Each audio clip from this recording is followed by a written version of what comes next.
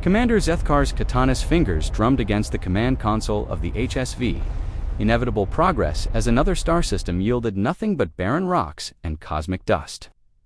6 months into the Hegemony's latest expansion survey, and his crew had catalogued exactly 47 dead systems, 12 gas giant clusters suitable only for fuel harvesting, and not a single world worth the cost of terraforming equipment. The Corvin's multiple eyes tracked the holographic display showing their current position on the galactic rim far beyond the comfortable boundaries of civilized space. Each system they surveyed pushed them further into the void between spiral arms, where ancient stars died lonely deaths and stellar cartographers marked their maps with warnings about gravitational anomalies and cosmic radiation. Commander Navigation Officer This chirped from her station, her crystalline voice carrying the peculiar harmonic that indicated excitement in her species. We're approaching the next coordinate grid. System designation, ... That's odd. Zethkar's head turned with predatory precision.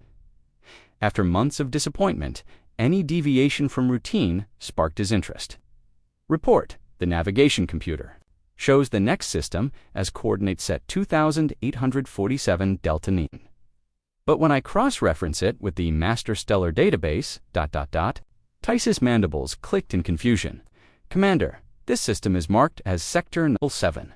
The bridge fell silent, except for the soft hum of life support systems. Even the junior technicians stopped their quiet conversations. Every officer in the Hegemony Survey Corps knew about null sectors, those mysterious gaps in the star charts where ancient bureaucrats had simply written, "Do not catalog," in the old script. "Show me," Zethkar commanded, his voice carrying the authority that had earned him the youngest command rank in Survey Corps' history. The main display shimmered and reformed, showing a three-dimensional representation of the approaching system. At first glance, it appeared utterly ordinary, a single G-class star, neither particularly young nor old, with the standard debris field of planets and asteroids that gravity had collected over billions of years. But as the sensors gathered more data, anomalies began to emerge. "Fascinating," breathed Dr. Morvik, the ship's xenobiologist, as his multiple ice talks focused on different readouts. "Commander, look at these spectral analyses. The third planet shows atmospheric composition consistent with active biological processes, but the stellar classification suggests this star should have gone through its expansion phase already. Any world in the habitable zone should have been scorched sterile eons ago." Zethkar leaned forward, his scientific curiosity warring with the institutional caution that had kept Survey Corps ships intact for 3 millennia. "Are you certain?" "Of the readings, positive, sir. Not only does the planet show signs of life, but the biodiversity markers are off our standard scales. We're detecting atmospheric signatures that suggest not just life, but thriving complex ecosystems." And ... Morvik's voice dropped to an awed whisper. "Commander, I'm reading signs of technology. Electromagnetic emissions, atmospheric particulate, patterns consistent with industrial activity, even what might be orbital infrastructure. A previously unknown spacefaring civilization." Executive Officer Relm asked, her scarred hide showing the mottled patterns that indicated intense concentration among her people. "The Xena contact protocols require immediate transmission to Hegemony." "Command, not quite yet," Zethkar replied, but his words were cut off by a sharp alarm from the communications station. Communications specialist Vorn's tentacles moved frantically across his console. "Commander, the AI navigation system is requesting immediate course correction. Priority Alpha override codes." "On what authority?" "Unknown, sir. The system is accessing archival databases I didn't even know we carried." "Wait, ... Commander, we're receiving an automated warning transmission.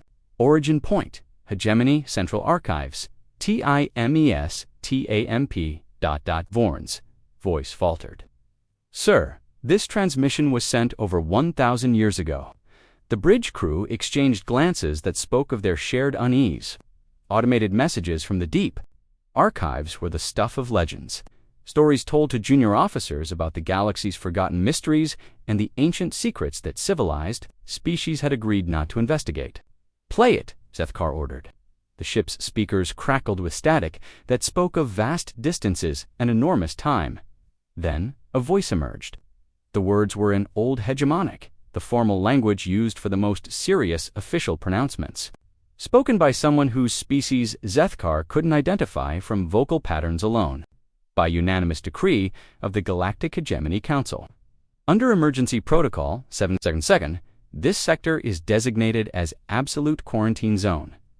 Any vessel receiving this transmission is commanded to alter course immediately and maintain minimum distance of 10 light-years from the following coordinates, ... The coordinates matched their current destination exactly.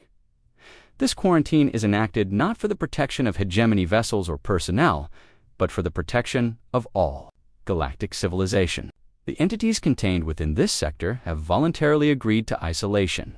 Any attempt to breach this quarantine may result in consequences beyond current understanding. These entities are classified under the designation the Persistence. Should any vessel accidentally breach the quarantine zone, Breach Protocol Omega is to be implemented immediately. May wisdom guide our children's children, and may they never need to understand the choices we have made. The transmission ended, leaving the bridge in stunned silence. The Persistence, Dr. Morvik repeated slowly. I've never heard that classification before, nor have I, Zethkar admitted, though his mind was already racing through possibilities. 1,000 years was a long time, even by galactic standards. Entire civilizations had risen and fallen in shorter periods. Whatever had prompted such an extreme quarantine might no longer exist. Commander Thesis spoke carefully. The navigation system is still requesting course correction. We could easily bypass this system and continue with our assigned survey. Pattern Zethkar stared at the display showing the impossible planet orbiting its ancient star. In his career, he had discovered 3 new spacefaring species, 2 of which had become valuable hegemony partners. He had mapped 17 new trade routes and identified 41 worlds suitable for colonization. His scientific papers on xenobiology had earned him recognition across multiple sectors. But this, ... this could be the discovery of the millennium. A lost civilization, possibly with technology and knowledge that predated the hegemony itself. The kind of find that earned a being their own entry in the historical archives. Maintain course, he decided, but reduce speed to 1/4 impulse and activate all sensor arrays. If there truly is a spacefaring civilization in that system, we need to approach with appropriate caution. Sir, Realm protested, the quarantine protocols are over 1,000 years old. Zethkar interrupted. Regulations older than most of our homeworlds. Whatever prompted that quarantine may no longer be relevant. Our duty is to survey and catalog new worlds for the benefit of galactic civilization, not to kowtow to ancient fears. As the inevitable progress continued its approach to the mysterious system, none of the crew noticed the subtle changes beginning to occur in their long-range sensors. Ancient detection grids, dormant for centuries, began to register the approaching vessel. Deep in the system they were approaching. Automated systems that had waited patiently for generations started their slow awakening sequences. The discovery was about to become mutual. The inevitable progress had barely crossed into the outer system when Tactical Officer Nexra-S warning displays erupted in cascades of amber light. The Thrakkarai warrior's scaled hands moved with practiced efficiency across her console, but her normally steady voice carried an edge of disbelief. Commander, I'm detecting artificial structures throughout the system's outer reaches. Multiple installations, different technological signatures. Sir, we're looking at observation posts from... At least, she paused, double-checking her readings, ... 17 different civilizations. Zethkar felt his confidence waver for the first time since deciding to breach the quarantine. 17 different species maintaining surveillance on a single system was unprecedented. Even the most strategically important worlds in hegemony, space rarely warranted more than 3 or 4 monitoring stations. Specifications, he ordered, hoping his voice didn't betray his growing unease. The installations are positioned in a perfect sphere around the system's edge, approximately 9 light-years out. Each one appears to be a long-term observation post rather than a military installation. Minimal weapon signatures, but extensive sensor arrays. Commander Nextra's voice dropped lower. Some of these technological patterns are ancient. I'm seeing energy signatures that match Corellian deep space architecture from their classical period. Dr. Morvik interjected, his eye stalks weaving in patterns that indicated profound confusion among his species. Not since they achieved transcendence and withdrew. From Galactic Affairs, Executive Officer Relm moved to stand beside Zethkar's command chair. Sir, with respect, perhaps we should heed the quarantine warnings. If this many civilizations are maintaining watch stations, all the more reason to investigate, Zethkar replied, though internally he was beginning to question his decision. Communications, attempt contact with the nearest installation. Standard first contact protocols, communications specialist Vorns, tentacles danced across his equipment with nervous energy. Transmission sent, Commander waiting for response. The response came faster than anyone expected, and from multiple sources simultaneously. The bridge speakers crackled to life with overlapping voices in dozens of languages, all carrying the same urgent tone. Unknown vessel, alter course immediately. Do not approach the inner system. For the love of all that is sacred, turn. Zethkar had expected curiosity, perhaps territorial challenges or demands for identification. He had not expected what sounded like genuine panic. Focus on the strongest signal, he commanded. Unknown hegemony vessel. This is Station Vigilant 7 of the Corellian Transcendent Republic. By all the stars that burn, what madness drives you toward that cursed system? He replied, straightening in his command chair. We are conducting a routine expansion survey. State your business in monitoring this system. A long pause followed, filled only with the background static of space. By the void between stars, how long has it been since the hegemony lost its institutional memory? Commander Zethkar, I am going to tell you something that will save your life, your crew's lives, and possibly the lives of every being in this galaxy. You must listen carefully, and you must believe me, because I will not repeat this. The formal tone of the transmission made every being on the bridge straighten involuntarily. This was not the voice of a territorial guardian or a paranoid hermit. This was the voice of someone who had seen things that changed them fundamentally. That system contains the homeworld of the Terrans, Kordek continued, and before you ask what that means, understand this: the quarantine was not imposed upon them. They imposed it upon themselves. We are not here to keep them in, young commander. We are here to make absolutely certain that no one is foolish enough to wake them. Explain. The Terrans were the apex predators of this galaxy once. Not conquered it, not ruled it. They transcended it. Every species you have ever heard of, every civilization in the hegemony records, every proud warrior race and ancient culture of philosophers. We all learned to fear the sound of human footsteps in the corridors of our ships. The bridge had fallen completely silent. Even the ambient ship sounds seemed muted, as if the universe itself was listening. I have been stationed here for 47 years, Kordek's voice continued, now carrying a tone of weary reverence. My father held this post before me, and his father before him. We have been watching for over 3 centuries. Commander, do you know what we have learned in all that time? The quarantine installations you see orbiting their world, those are not prisons. They are restraints that the humans built for themselves. Dr. Morvik's scientific skepticism finally overcame his growing dread. That's impossible. No single species could achieve that level of technological and biological superiority. The evolutionary pressures alone would prevent. Dr. Kordek interrupted. May I ask your specialty? Xenobiology, with a focus on evolutionary adaptation in hostile environments. Then you should understand this. The Terrans evolved on a death world, not a difficult world, not a challenging world, a death world where everything was trying to kill them, every moment of every day, for millions of years. They are persistence predators who learned to think strategically, pack hunters who developed individual initiative, and survival specialists who never forgot how to cooperate. They are what you get when you take the most successful predator evolution has ever produced and give it sapience, technology, and the capacity for moral reasoning. The Corellian's voice carried echoes of ancient trauma. During the last war, I have read records of single human ships forcing the surrender of entire battle fleets, not through superior firepower, Commander, but through reputation alone. There are species in this galaxy that still cannot speak the word human without their equivalent of religious awe. What happened? Zethkar asked, though part of him no longer wanted to know. They won, Kordek replied simply. They won so completely, so overwhelmingly, that they realized they had become something monstrous. So they made a choice that no other species in galactic history has ever made. They chose to stop.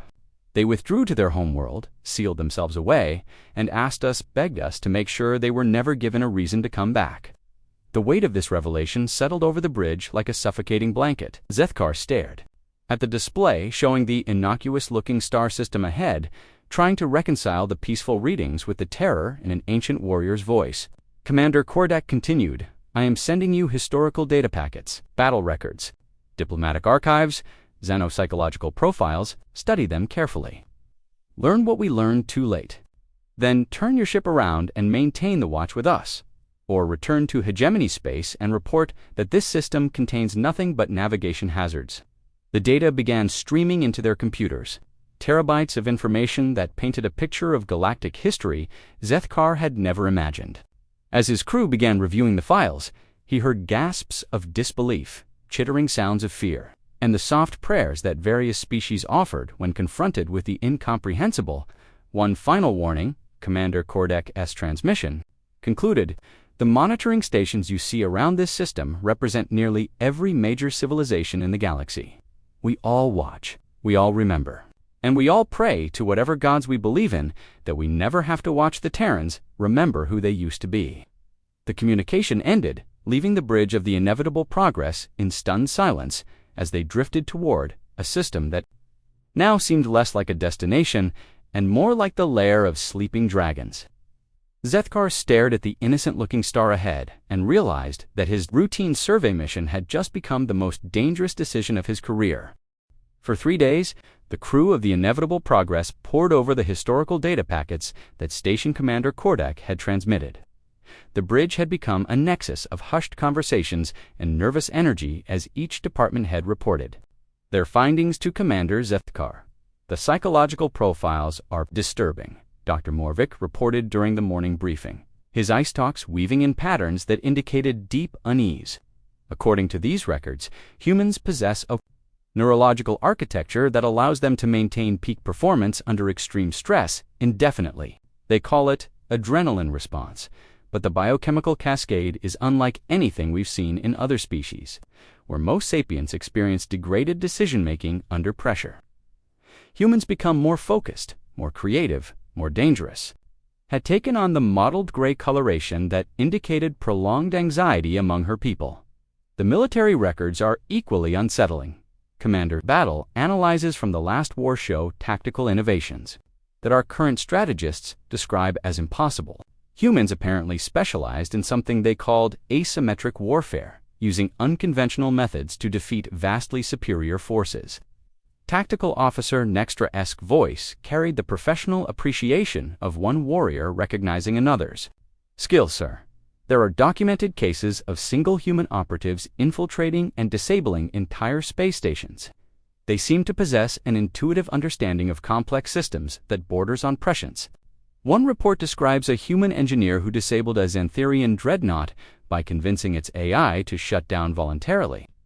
Despite the mounting evidence of humanity's terrifying capabilities, Zethkar found his resolve strengthening rather than weakening. The greater the prize, the greater the risk was worth taking. Achieve something approaching technological godhood. If he could make contact, if he could establish diplomatic relations, all fascinating information, he said, cutting off his officers' continued reports. But you're all forgetting something crucial. These records are centuries old. Whatever they once were, they've chosen a path of isolation and apparent primitivism. Our current sensor readings support that conclusion. Navigation Officer Thisis looked up from her console with crystalline uncertainty.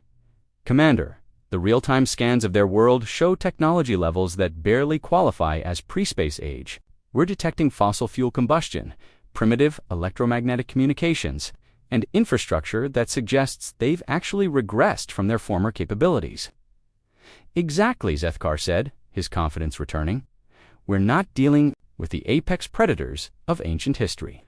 We're dealing with their descendants, beings who have clearly lost touch with their ancestors' achievements. This could be the perfect opportunity to establish first contact with a previously unknown species and potentially reclaim lost technologies."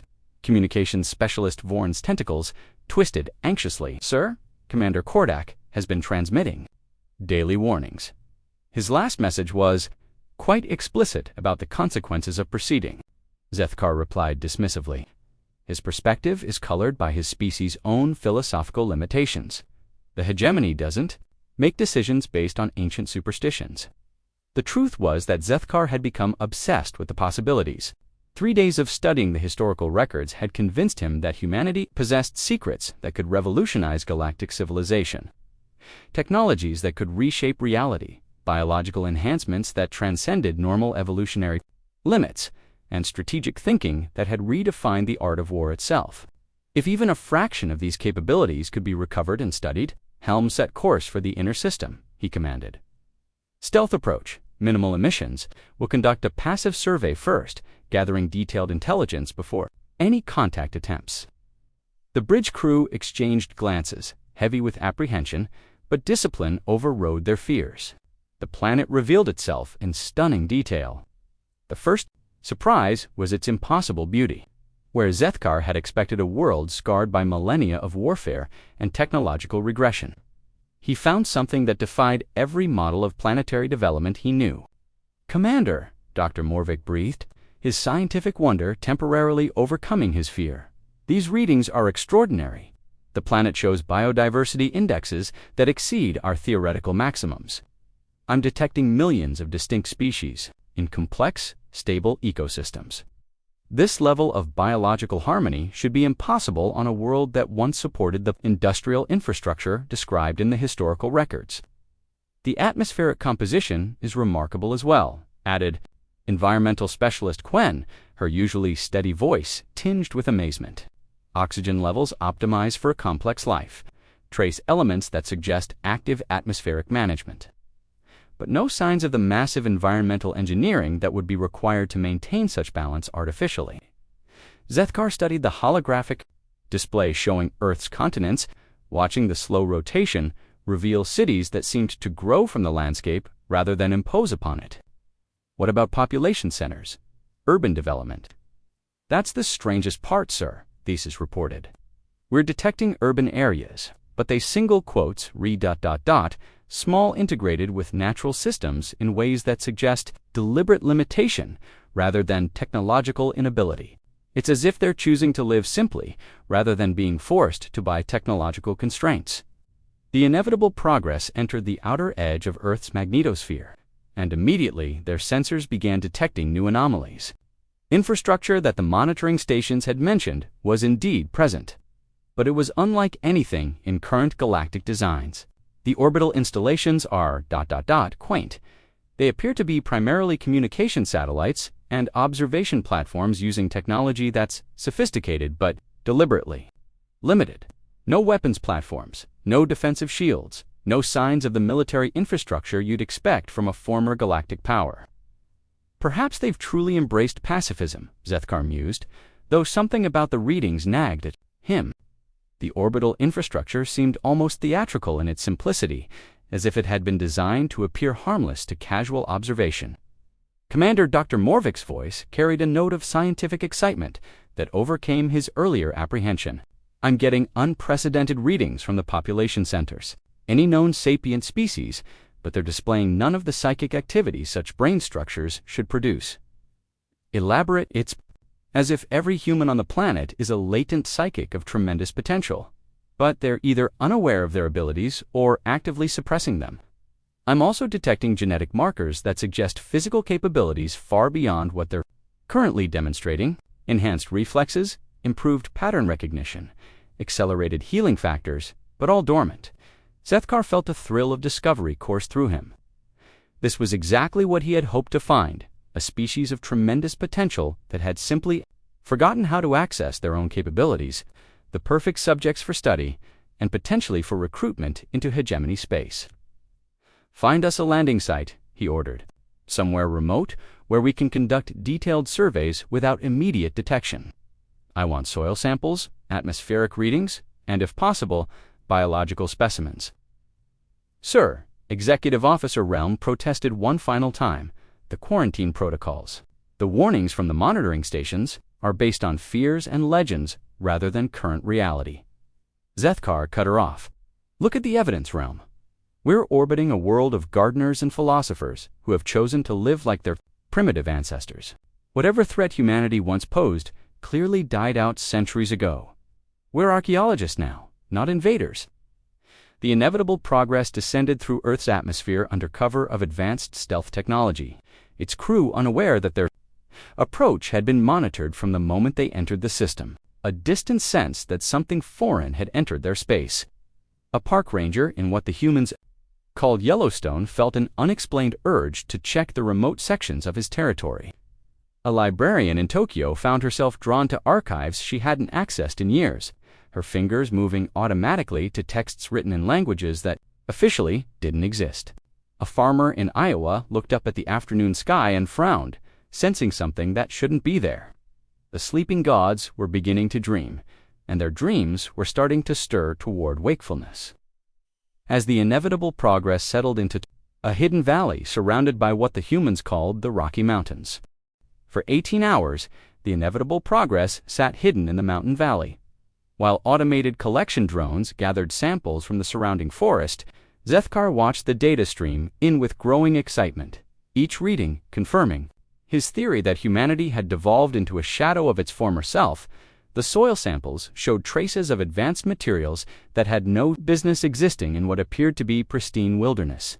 The atmospheric readings detected microscopic particulates that suggested nanotechnology, but at such low concentrations that it seemed like ancient contamination rather than active systems. Most intriguingly, the biological specimens revealed genetic markers that shouldn't exist in nature. Commander Dr. Morvik reported his eye stalks focused intently on his analysis equipment. These plant samples contain genetic modifications that are simultaneously primitive and sophisticated. It's as if someone took advanced biotechnology and deliberately made it appear natural. Evidence of their former capabilities, Zethkar replied confidently. Degraded remnants of technologies they no longer understand how to maintain properly. What none of them realized was that their hidden landing site had been carefully observed from the moment they entered the atmosphere. The valley they had chosen was actually part of a research station that had been monitoring galactic civilization for centuries, disguised so perfectly as natural wilderness that even advanced sensors couldn't detect its true nature. Dr. Sarah Chen sat in what appeared to be a ranger's cabin, but was actually a monitoring station, more sophisticated than anything in current galactic use. The walls, seemingly made of rough-hewn logs, displayed holographic readouts showing every detail of the alien vessel and its crew. She sipped her coffee, a beverage that had once been traded across star systems for its psychoactive properties, and watched the intruders with the patient interest of a scientist observing an interesting specimen. "They're very thorough," she murmured to her companion, a man who appeared to be a simple mountain guide but whose eyes held depths that spoke of years spent managing cosmic responsibilities. "Their equipment is quite advanced by current galactic standards. Should we intervene?" To any casual observer, he looked like a weathered outdoorsman in his 50s. The reality was considerably more complex. "Not yet," Sarah replied, watching as the alien drones collected samples from plants that had been specifically cultivated to provide exactly the type of misleading data they were gathering. "Let them complete their initial survey. It's been centuries since we've had visitors. This could be..." Around the world, similar conversations were taking place in locations that seemed entirely mundane. A fishing boat off the coast of Japan carried passengers who were monitoring deep space communications. A small coffee shop in Prague served customers who were simultaneously tracking the positions of every monitoring station in the outer system. A research station in Antarctica conducted climate studies while its staff kept watch over technologies that could reshape reality itself. Awakening began slowly. As awakening always does in Yellowstone, Park Ranger David Whitehawk felt the familiar tingle that meant something was wrong in his territory.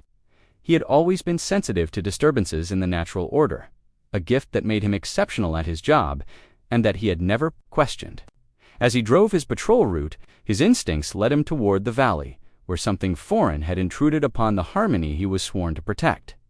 In Tokyo, librarian Yuki Tanaka found herself walking through sections of the archive that officially didn't exist, her keycard somehow granting access to levels that weren't supposed to be there.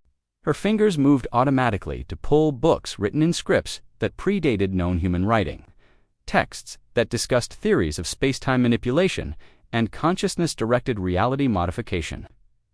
The knowledge flowed into her mind as naturally as remembering her own name. In Iowa, Farmer William McCarthy looked up from his cornfield and saw stars that were invisible to the naked eye during daylight hours.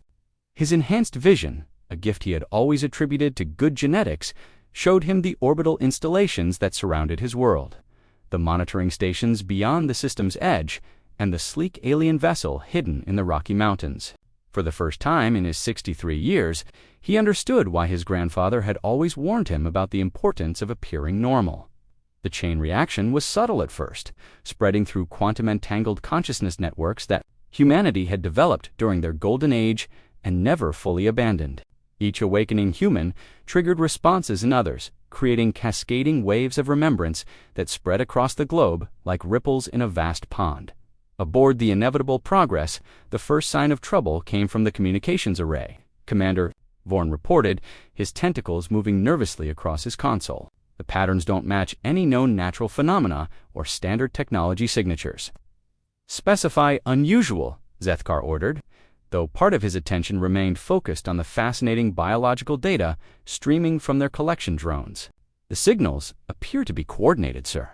Almost like a global communication network, activating but using transmission methods that our equipment can barely detect. It's as if the entire planet is ... waking up. Tactical Officer Nextra S displays suddenly blazed with alerts. Commander, the orbital installations are powering up. Energy signatures are increasing exponentially. Sir, some of those primitive satellites are showing power outputs that exceed our ship's entire reactor capacity. Prepare for immediate departure if necessary. The biological readings from the surface are changing. I'm detecting massive increases in neural activity across multiple population centers. It's as if millions of minds are simultaneously accessing dormant capabilities. The transformation accelerated. In research facilities hidden beneath seemingly ordinary buildings, equipment that had waited centuries for activation began humming to life. Ancient technologies, disguised as everything from weather monitoring stations to art installations, started broadcasting on frequencies that hadn't been used since humanity's golden age. On the monitoring stations at the system's edge, alarms began screaming across multiple civilizations simultaneously. Emergency transmission from Station Vigilance 7, Vorn reported, his voice tight with barely controlled panic. Commander Kordak is. He sounds terrified, sir. The gruff Corellian's voice filled the bridge, carrying an edge of desperation that made even Zethkar's confidence waver. Unknown hegemony vessel, whatever you have done, cease immediately. The quantum resonance patterns are spiking across all monitoring stations. Sir, please, in the name of all that you hold sacred, withdraw from that system now. But it was already too late. The awakening had reached critical mass. Dr. Sarah Chen stood up from her coffee, stretching like someone waking from a long, pleasant nap, revealing walls lined with displays showing real-time data from across the galaxy. She looked directly at the hidden camera feed from the alien ship, her ordinary brown eyes suddenly holding depths that seemed to contain galaxies. Marcus, she said conversationally, would you mind asking our guests to come inside? I think it's time we had a proper conversation. Marcus Torres nodded and walked outside the cabin. He looked up at the sky in the general direction of the cloaked alien vessel and spoke in a normal conversational tone. Commander Zethkar of the Inevitable Progress, you and your crew are cordially invited to join us for tea. Please land in the clearing beside our cabin. Your stealth systems are quite impressive, but we've been watching you since you entered our solar system. Aboard the alien ship, every sensor array and communication system registered the impossible. The human's voice had reached them clearly, despite the fact that he was speaking at normal volume from several kilometers away, through a ship's hull designed to block all forms of detection and communication. How is that possible? Nextra whispered, her tactical displays showing readings that defied physics. Dr. Morvik's equipment was registering energy signatures that exceeded anything in his xenobiological databases. Commander, the human's voice didn't travel through any medium we can detect. It's as if he spoke directly into our minds, while simultaneously using sound waves that convinced our ship's systems to relay the message. Zethkar stared at the readings, watching centuries of scientific understanding crumble around him. The simple farmer-philosopher species he had planned to study was revealing capabilities that transcended current technological paradigms, sir. Communications specialist, Bourne reported in a voice barely above a whisper. I'm receiving similar messages from monitoring stations throughout the system. The humans aren't just awake, sir. They're there talking to everyone. The sleep of gods was ending, and the galaxy held its breath to see what they would choose to do with their newfound wakefulness. The descent from the inevitable progress to the cabin in the mountain valley should have been routine. It was not. As the shuttle bay doors opened, Zethkar and his diplomatic team found themselves facing something that challenged every principle of physics they understood. The human who had spoken to them through impossible means was standing in the clearing exactly as promised. But the space around him seemed somehow more real than it should be, as if reality itself was more concentrated. In his presence, "Welcome to Earth," Marcus Torres said with a warm smile that completely failed to mask the vast intelligence behind his eyes. "I apologize for the rather dramatic circumstances of our first meeting. It's been quite some time since we've had visitors who weren't specifically invited." Executive Officer Realm descended the shuttle ramp with her hands deliberately visible and empty. Following first contact protocols that suddenly seemed laughably inadequate. "We come in peace, seeking knowledge and understanding between our peoples." Marcus chuckled, a sound that somehow harmonized with frequencies that shouldn't exist in the mountain air. "Officer Realm, isn't it? Your biosignature indicates elevated stress hormones and fear pheromones, which is entirely understandable given the circumstances. Please, there's nothing to be afraid of. We're the same species you've been observing for the past several days. We've just, remembered a few things." Dr. Morvik's scientific instruments were registering readings that defied categorization. The human's cellular structure appeared normal by visual observation. But at the quantum level, his consciousness seemed to extend far beyond his physical form. "How are you doing this? The energy signatures we're detecting from you alone exceed the output of most space stations." "That's a fascinating question," Dr. Marcus replied, then paused as if listening to something no one else could hear. "Sarah says you might understand better if you see rather than just observe. Would you like a demonstration?" Before anyone could respond, the world changed. The mountain clearing expanded in all directions simultaneously, revealing the true nature of their surroundings. What had appeared to be a simple valley was actually a complex that stretched for kilometers in dimensions that hadn't been visible moments before. Structures that seemed to be grown rather than built rose from the landscape, their organic curves housing technologies that made the inevitable. Progress looked like a child's toy, but the most shocking revelation was the people. Hundreds of humans moved through the complex with casual efficiency, each one radiating the same impossible presence as Marcus. They weren't the primitive agriculturalists that Zethkar had expected to find. They were beings who manipulated reality as easily as breathing, who treated the fundamental forces of the universe as tools to be used rather than laws to be obeyed. "This is what you're really looking at," said Dr. Sarah Chen, materializing. Beside Marcus, with a transition so smooth, it might have been teleportation, or might have been something else entirely. Not a fallen civilization, Commander Zethkar, but one that chose to step back from the precipice of our own power. Zethkar found his voice with considerable effort. The quarantine records spoke of voluntary isolation. We assumed it meant political withdrawal. Political, technological, and metaphysical, Sarah confirmed. Her seemingly ordinary appearance belied by the fact that her words carried undertones in languages that predated galactic civilization. We discovered that we had become something that the galaxy couldn't coexist with safely. So we made a choice that no other species has ever made. We chose to limit ourselves. She gestured, and the air around them filled with holographic displays, showing scenes from galactic history. But these weren't the sanitized records that the hegemony maintained. These were primary sources, recorded from human perspectives during their golden age. The crew of the Inevitable Progress watched in stunned silence as the displays showed human ships that existed in multiple dimensions simultaneously. Human soldiers who could convince enemy fleets to surrender by broadcasting emotional frequencies that bypassed rational thought. and human scientists who treated the laws of physics as suggestions rather than absolute constraints. This was us, Sarah explained, with a voice that carried profound sadness. We had become gods, but we retained the emotional patterns and competitive drives of the species that had evolved on a death world. We were magnificent and terrible, and we realized that we were becoming a threat to the very concept of free will in the galaxy. Dr. Morvik's instruments were no longer providing coherent readings. The humans around them existed in states that transcended his understanding of biology, consciousness, and physics. How is this possible? Evolution doesn't produce capabilities. Like this, evolution doesn't, Marcus agreed. But conscious self-modification, combined with technologies that manipulate the fundamental structure of reality, does.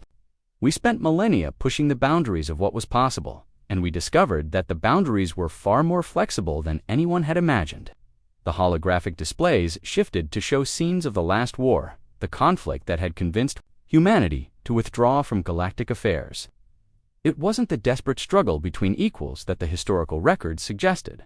It was a demonstration of power so overwhelming that entire star systems had surrendered rather than face human retaliation. We could have ruled everything, Sarah said, her ordinary features somehow conveying the weight of cosmic responsibility. Every species, every world, every thought in every mind across the galaxy.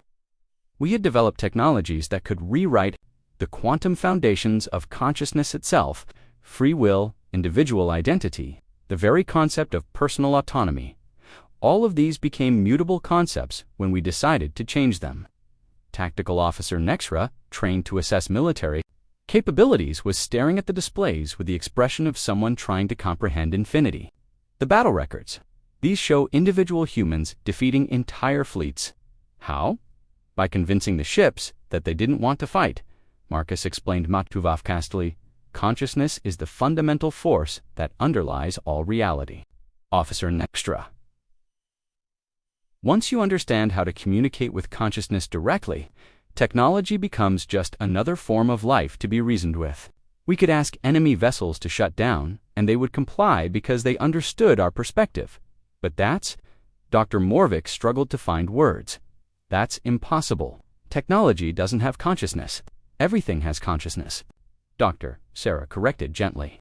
It's simply a matter of what level you're willing to communicate on. Atoms have consciousness. Quantum fields have consciousness. The difference between what you call alive and what you call technology is purely a matter of organizational complexity.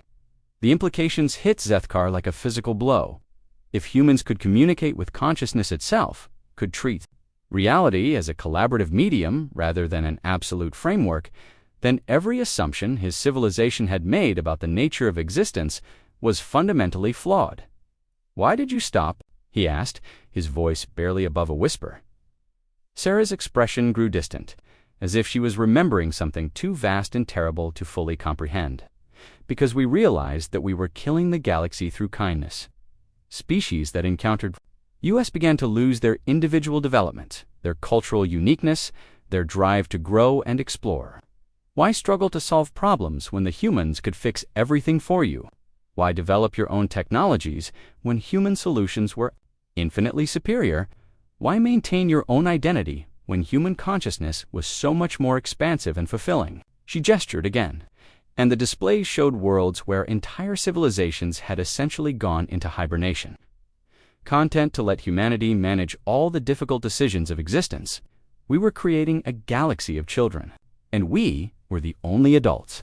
We were accidentally destroying the very diversity and independence that made the galaxy worth protecting.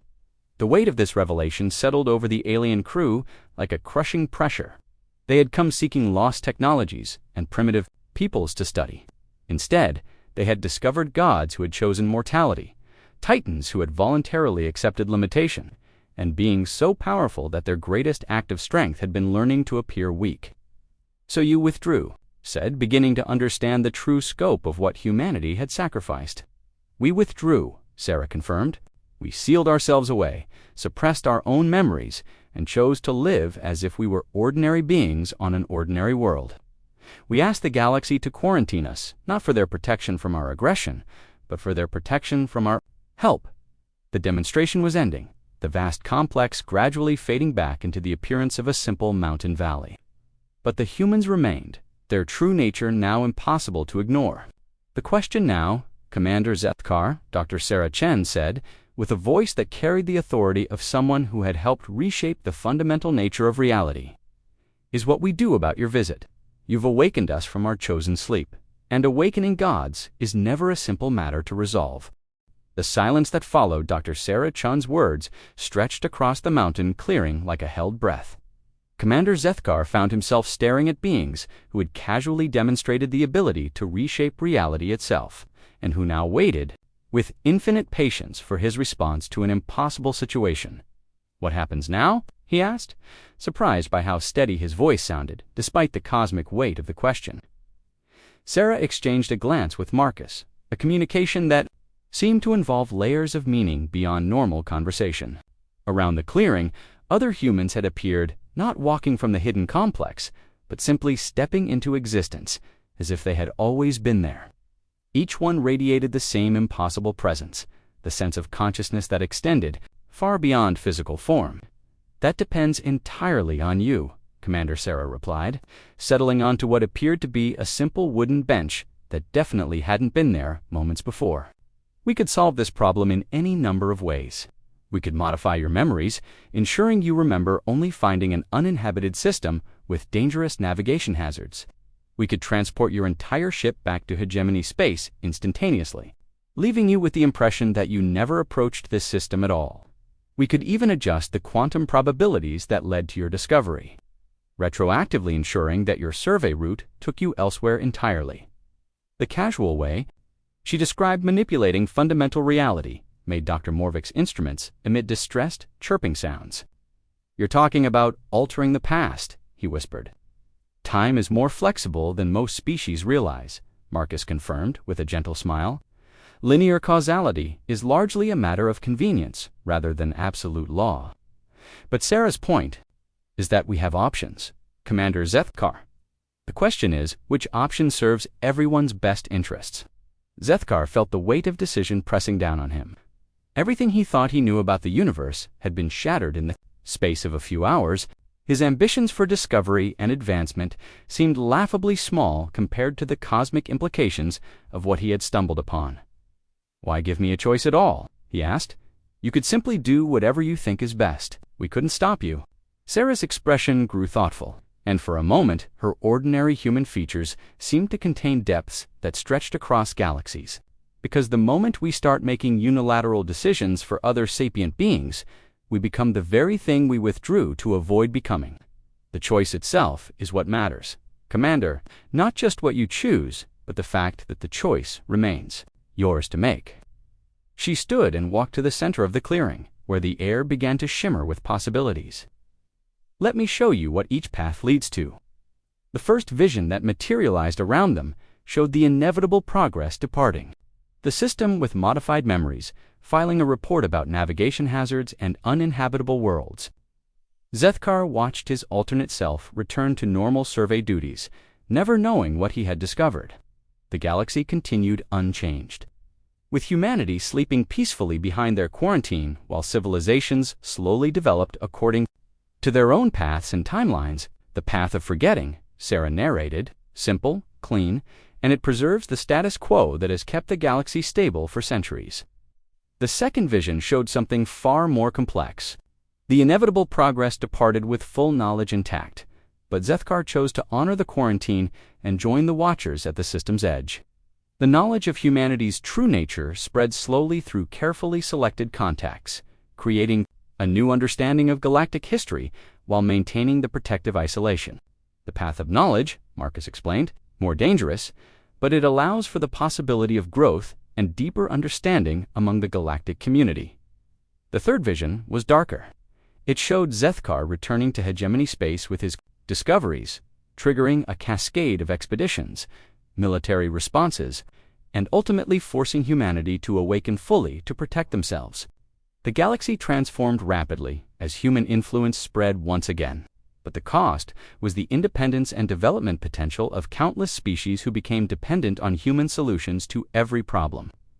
"The path of awakening," Sarah said, Quietly, it leads to a galaxy where humanity becomes the eternal guardians and shepherds of all other life, peaceful, prosperous, and ultimately stagnant.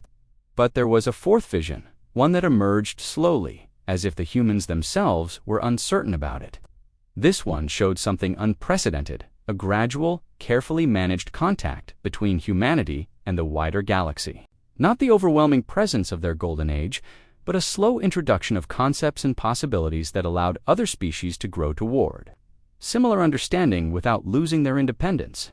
The path of teaching, Sarah said, and her voice carried a note of hope that seemed to resonate with possibilities. The most difficult path, requiring tremendous patience and wisdom from all involved, but potentially the most rewarding. Zethkar studied each vision, feeling the weight of galactic history pressing against his consciousness. "What do you recommend?" "We can't make that decision for you," Marcus replied firmly. "That's the entire point.